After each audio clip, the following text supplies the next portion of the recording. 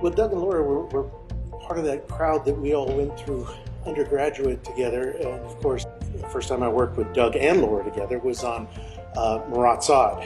And I believe that's when they got together.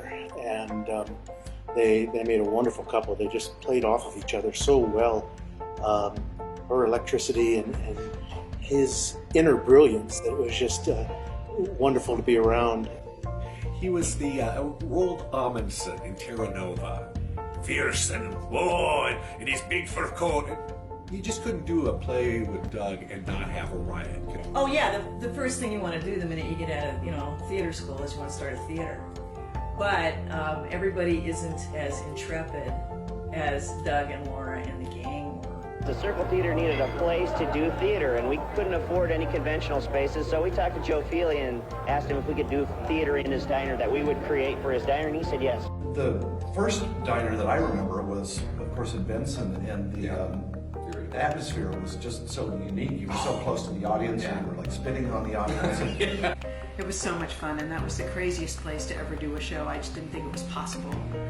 And you'd walk in there, and there'd be people sitting in all the booths and at the counter. And in the musicals, we would go up and just kick the jukebox, and the accompaniment for which we would sing a song was coming out of the jukebox every time, and that's how we started a number. Well, I personally believe that if it wasn't for the Circle Theater, we wouldn't have the amount of theater we have in this community. They were the first group of people to create a small theater company that just was out of the love of creating the art. And a friend of mine from Creighton was already cast, and they needed a young woman.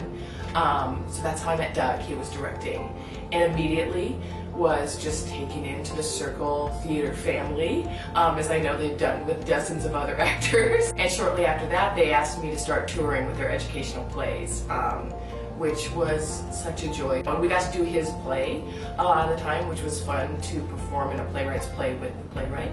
And kids absolutely loved Doug, so everywhere we went was a good time. Laura is just so versatile. I think that's the big thing. And when we do the Farndales, where she plays multiple characters, and I will tell you, every one of them is so distinct and has a completely different voice and accent and behavior. And then she has a dance background. Most people don't know that. And so she pulled that out in the Farndale Murder Mystery. It was hilarious. She did a little dying swan thing in her cute little maid's outfit. What's amazing about Doug and Laura is, while continuing to keep the Circle Theater running, they also did a ton of outreach. They partnered with Campfire Girls, now completely kids, to do those two educational plays. And I know they have worked with the organization Very Special Arts, along with a lot of other places, to use their theater skills to help our community and to educate young people. The unique interpretation and understanding of the human condition. And I think this is a great opportunity to say thank you. I have such admiration for those two people. You've done so much to promote the arts and inclusion, and thank you for being you. Oh, I get all verklempt. I'm proud that I've got to work with both of you, and love you.